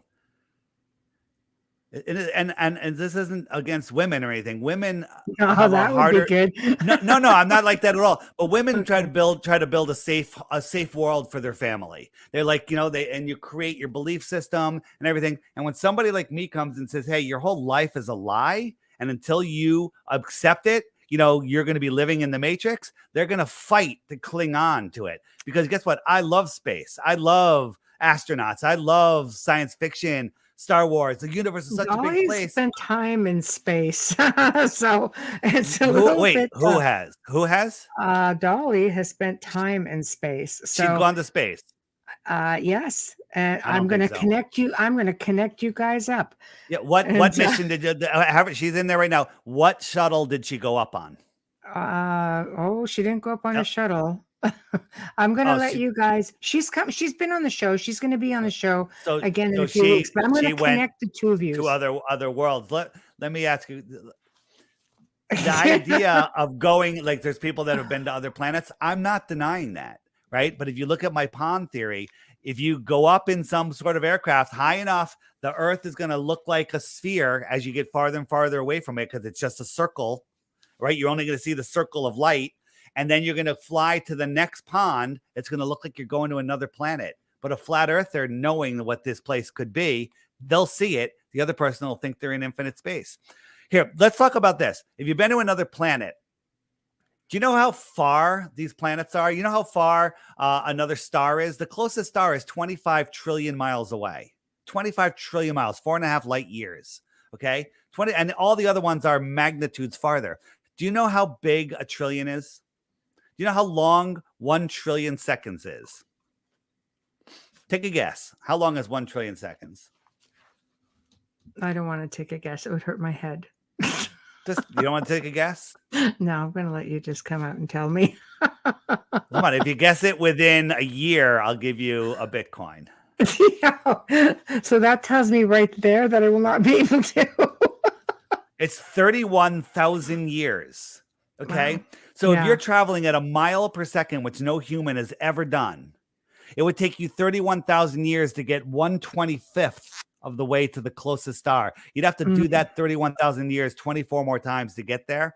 And you believe that we could see a light that far? It's scientifically provable that we can't. The lights in the sky, Polaris, if it was a light week away, the distance light travels in a week, at the size that they tell us, it would be impossible to see. But they tell us it's 433 light years away, and we can still see it. Right. So another question. Where do extraterrestrials fit in the flat earth discussion? Well, you're not listening to the beginning of the show? No, he came in late. Okay. So extraterrestrials come from the extra terra, extra land, territory, extra land. So if this is Antarctica, the land that surrounds us, what's out here? Well, maybe the world is set up like this. Oops, sorry. Do you think maybe that they could come in through portals or vortexes? No, I don't. That could be a thing, but it's not necessary. If we live here, they're just a couple thousand miles away. Extra terra, in the outer space, here on the Earth plane. They probably speak English. There's a book in the book section on the app called The Iron Republic. And I highly encourage anyone to read that. It's about a politician that got tired of what was going on here in the late 1800s. And he got a ship and went to Antarctica, and they found an opening, and he ended up lost at sea for a month. And then they found some land, and they were following the land around. They saw a city, and they're like, yay. And then a boat came out and met them, and they spoke English. And they're like, we're from the United States. Where are we? They're like, this is the Iron Republic. And he's like, where's the Iron Republic? He goes, well, we're on the other side of Antarctica, about the same distance the United States is.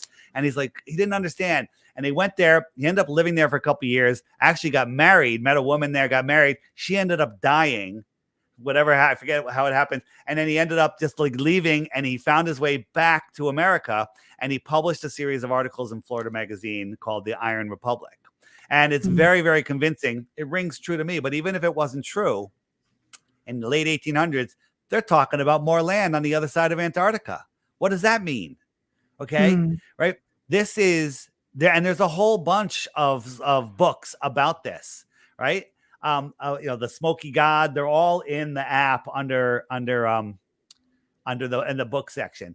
And once you understand that this is scientifically possible, this is scientifically probable, outer space is scientifically impossible and just impossible. Absolutely 100% impossible.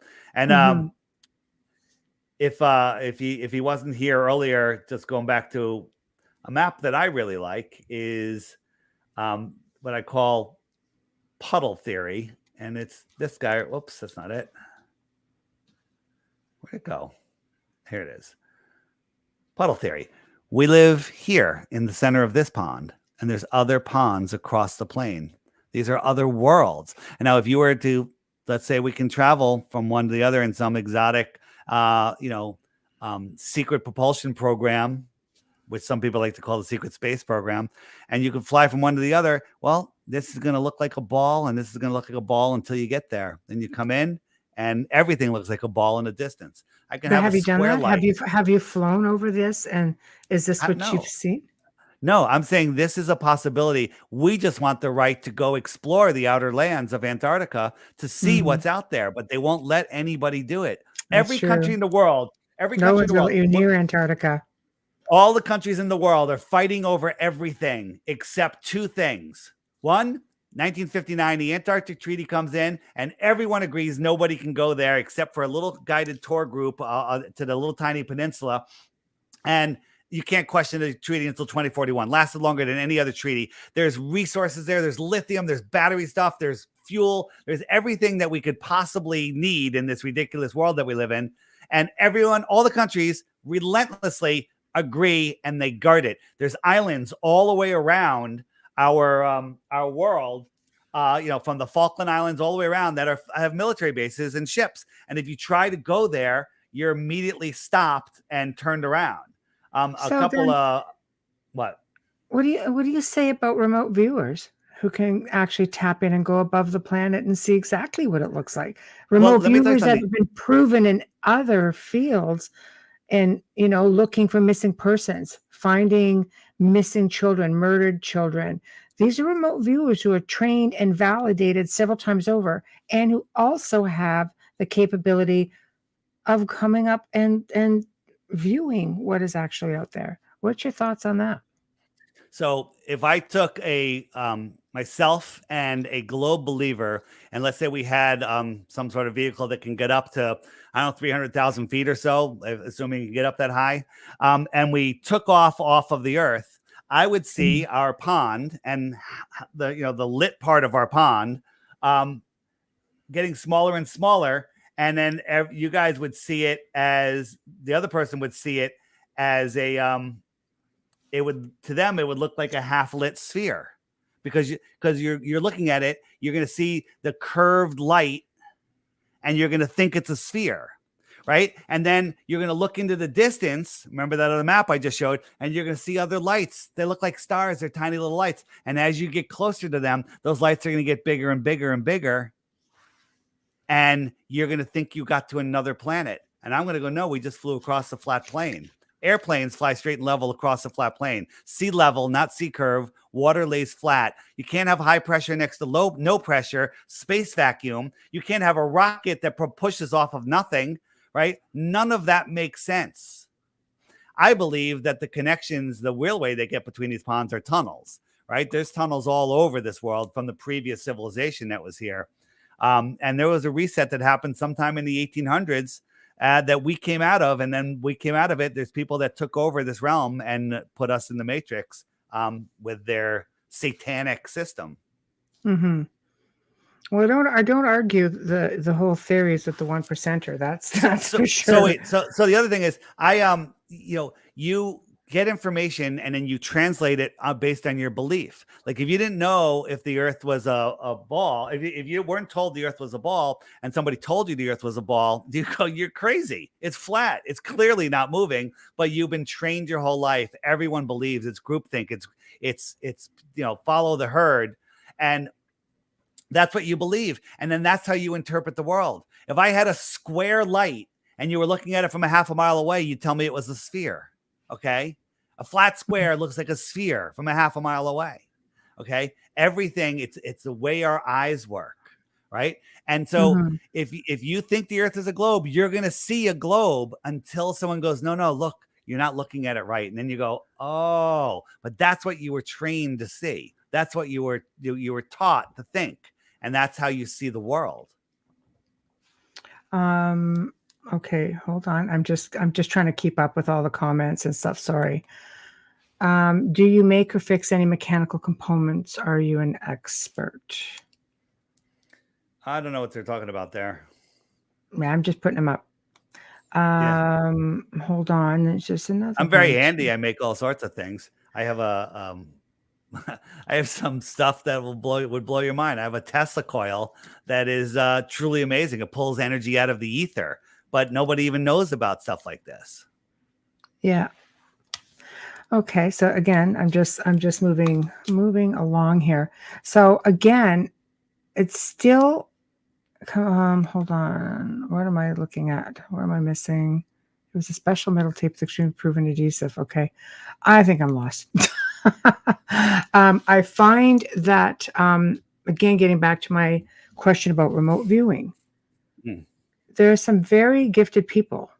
I know because I've worked with many of them who can just on a whim, just hear a name, find a coordinate, go out and find things that Let me ask you a are. I question. mean, Why do you have a longitude, latitude, 2 vector system for a 3-dimensional Earth? Where's the z-axis? Or is that latitude and longitude describing a flat Earth? Okay, the remote viewers work perfectly on a flat Earth. It makes perfect sense. The only discrepancy that they will have is their misunderstanding that if they went to another world, it's right here across the flat plane. They're just thinking, well, I'm seeing it. They see it differently. They see it completely differently. It's the same thing. Why? The question it's just like the person before. Where did all the lithium come from? What difference does it make if the Earth was a globe or flat? The Earth has lithium in it. Okay. Just coming up. Okay. So I'm just watching other things come in. You'll have to excuse me. Popular guy, That's all right. Dave. No, I get it. I get it. Here's the thing. For the people that are really fighting hard, and I'm used to this, ask yourself, forget what's your best globe proof. And the thing is, you don't have any other than, Disney and NASA show you pictures of planets. But in reality, when you look up, you're seeing lights in the sky that are impossible. I look at Jupiter in the sky. It's brighter than any star on some nights. Well, how's that dusty, dirty, gassy ball reflecting a distant sun back to the Earth, ignoring the inverse square law of light and being so bright? It makes absolutely no sense unless that light that we're seeing is something else, something energetic, right? This is the star Sirius. Does that look like a burning ball quadrillions of miles away? Right? My favorite one is Capella. You can see it with your naked eye. This is Capella. Okay, this is here within our Earth system. Find Capella in the sky, look at it. This is what you're seeing. Okay, get a super zoom camera, binoculars, telescope, zoom in. This is what you'll see. This is sentient, right? I believe that we're in this living system that's the layers of heavens above us and the densities below us. It's all alive, and we're part of this living system. And the positions of the luminaries, where you are, when you were born, all of that matter. All of the wandering stars, which are now called planets in this satanic system, are named after gods. Okay? They're lying to us about everything. Oh, I don't doubt that we're being lied to. Right. And I showed you NASA faking things. Once you see that, you have to let it go. You have to let NASA go. Right. I could show you stuff on the space station that they're not there. They're faking it. I show you one time they're hanging from wires, then it's over. I'll show it to you 10 times. You want to see green screen? I'll show you where the green screen reveals itself. I'll show you them on harnesses. I'll show you their bathroom. Go, everyone. I'm not even going to show you NASA stuff today. When we're done, go to my YouTube channel. It's kind of, I don't know why it's blocked here. DITRH. DITRH. Deep inside the rabbit hole, right there.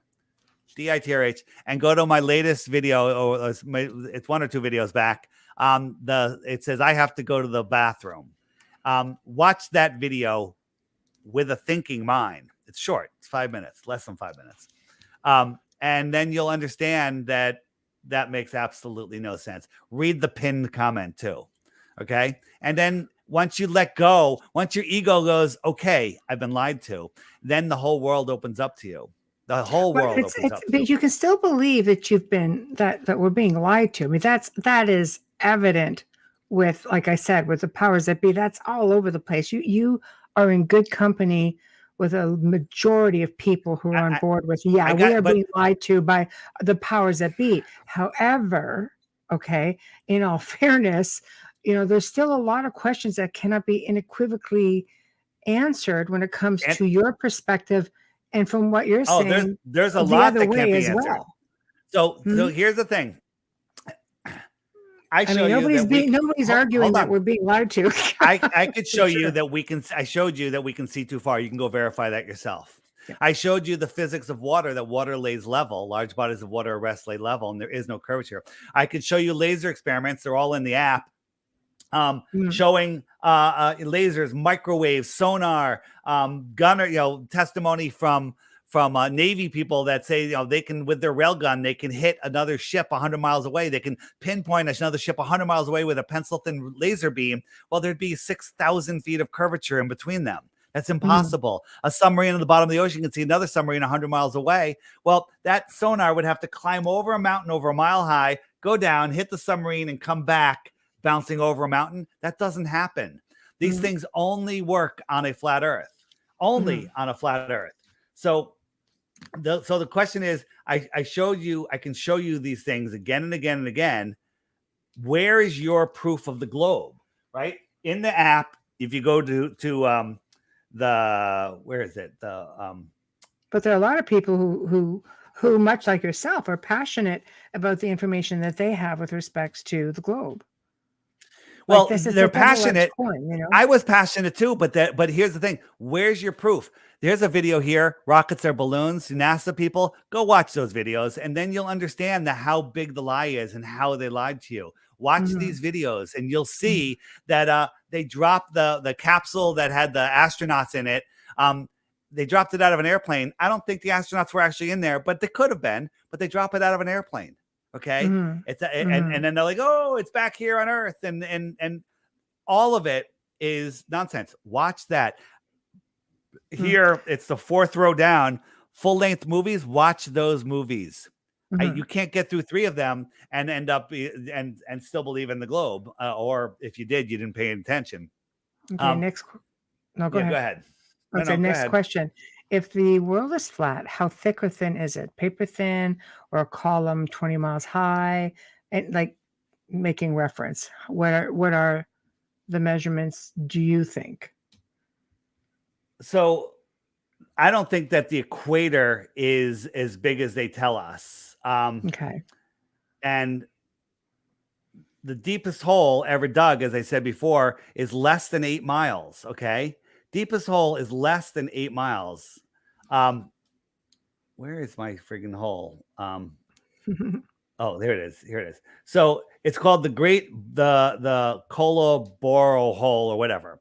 So this is actually what I wanted. So this is the actual capped drill bit, but they drilled down. It's here up in Russia, and they went down for 8 miles. Okay. So this is, where am I? There we go. Sorry about that.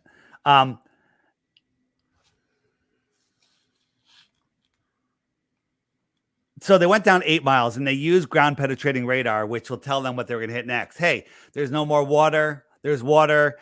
They were wrong. Every time they did it, they were wrong. Like, all right, there's no more water. They hit water. Right? There's no more rocks. They hit rocks. Right. And then they kept going, and then it got too hot and too hard. And they tried for years, and they could not get any deeper than 7.5, just short of 8 miles. Okay. So let's put that into equivalent. So if we're drilling through the skin of an apple, okay, if we're drilling through the skin of an apple, They got halfway, not even halfway through the skin, and they were wrong every step of the way. Okay.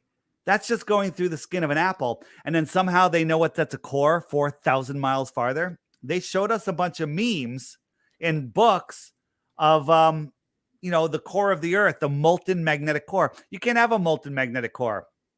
Every magnet, when you heat it up before it melts, it hits the Curie point, and that's where it loses its magnetism. But somehow, we have a molten magnetic core, and somehow they know that when they couldn't guess what was in the skin of the apple. I'm sorry, you're believing stories. Okay. Good. Oh, where'd you go? Oh, I'm gone again. Hold on. I'm coming back. I'm coming back. Here I am. Okay.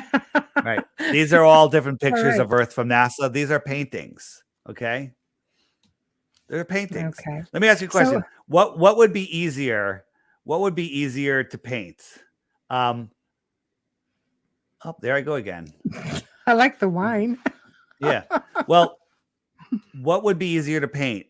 The wine or the ball Earth? What would be easier to paint? I don't know. I think it depends on the artist. Well, that's sort of a loaded question.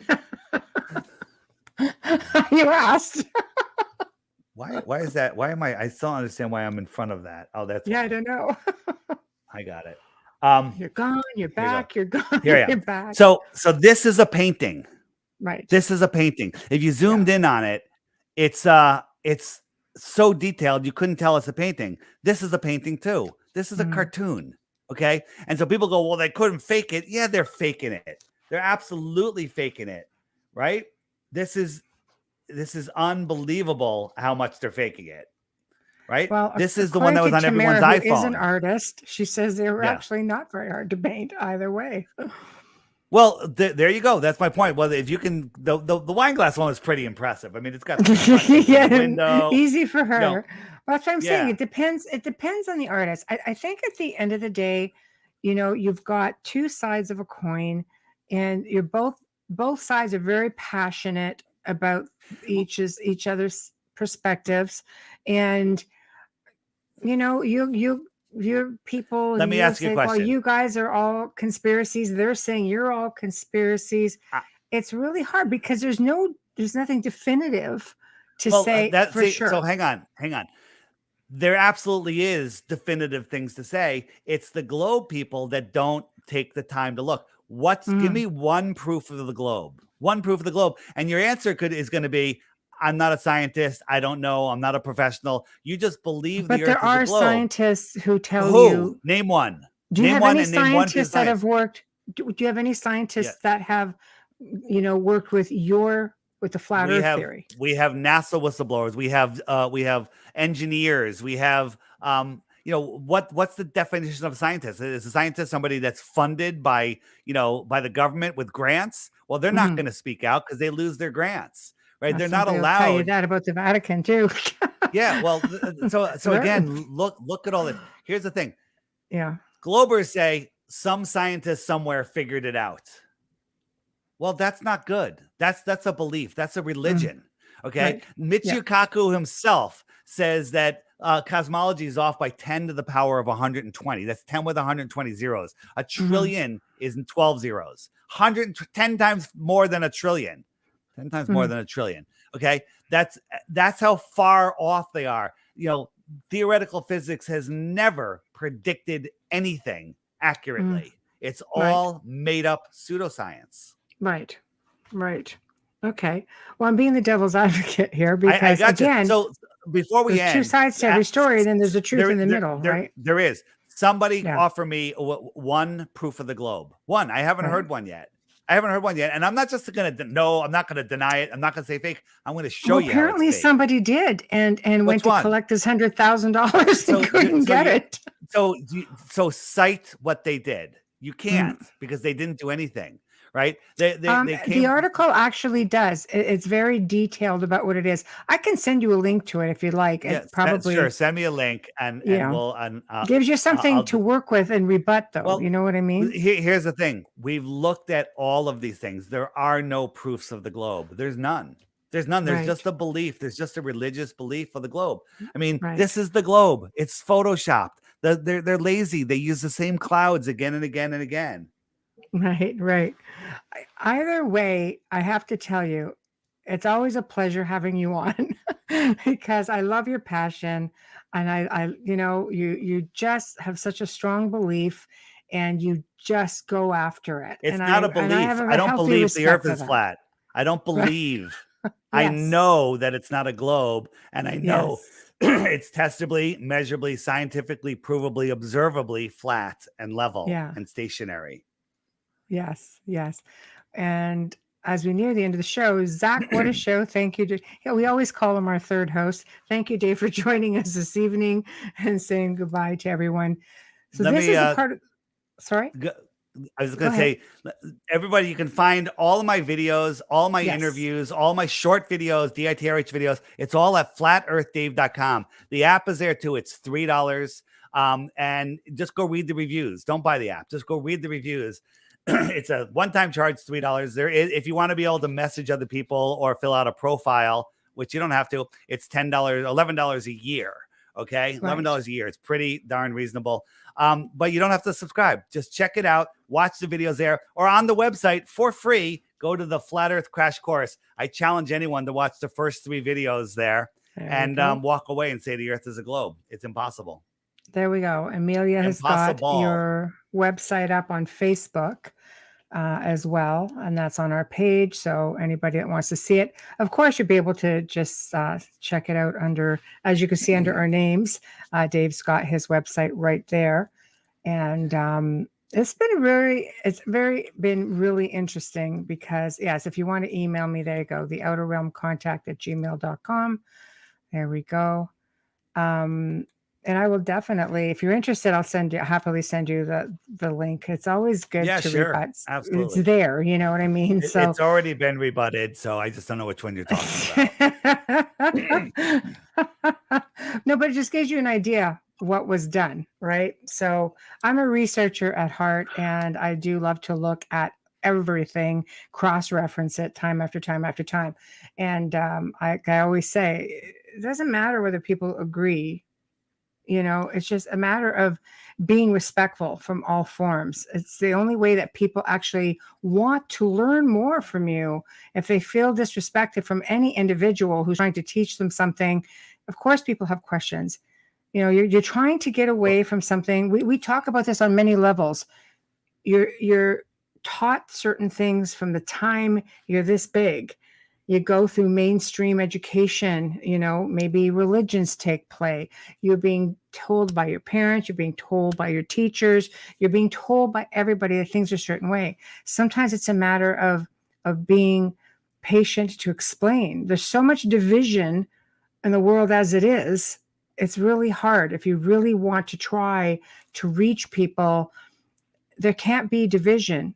It's like with something like this, it's you got, you're the globers and you got like the flat earthers, and it's like, man, come together and you probably just find you get a lot more achieved that way.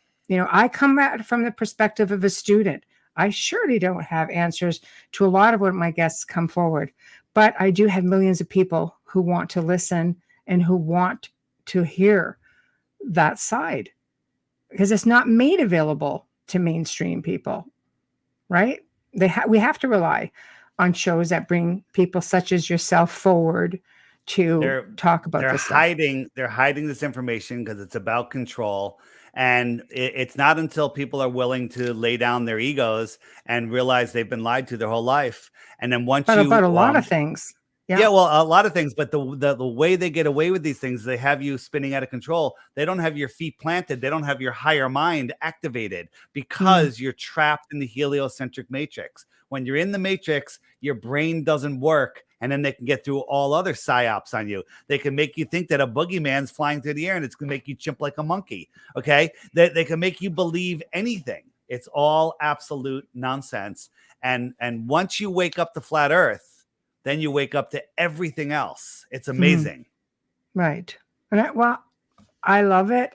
Again, I love your energy, and I love the presentation. I've definitely enjoyed every step of the way through the show, and I knew I would. We had a blast the first time you were on, and we definitely had a blast with you this time. Amelia, of course, from chat, because she's still, getting better, and long haul for her, so she didn't want to miss this either. So thank you, and I will send you the links to the show, and I will email you with that other link, and I can email you, of course, with other information, as I always do with our guests, to let you know what our listenership was. All right. Thanks so much. Okay, Dave. Thank you. Always a pleasure. Have a good night. Good night, Bye. darling. Bye-bye now. Well, we've come to another fantastic segment here on the Outer Realm. And again, I always have to say, love him or hate him, he's full of energy. He totally believes in it. He educates with what he's got available, and he's got a great following. And I have to say, when we post the archives, they go up. People love him. So thank you, big thank you to David Weiss tonight. And guys, if you're on YouTube and you enjoy the content, please subscribe. It would be appreciated. We appreciate your support and want to continue to bring you interesting guests. So thank you, Folgers Coffee. Thank you, Dr. Snick. If you guys do want to contact me, please, the outerrealmcontact@gmail.com. I will respond as I can. If you have questions for myself or Amelia, that's how you do it. Next week, we have the return of Ryan Musgrave Evans, who's going to be picking up where he left off with his research in respect to experiences with tall whites. And Thursday evening, we welcome back friend and guest Nick Redfern to the show, who will be discussing Rh-negative blood and the ET connection. Until then, of course, Amelia and I bid you all good night. And to all David's followers in chat, thank you so much for partaking. We really appreciate it. And never know, maybe we'll all get to do this again sometime. So thank you and good night, everyone.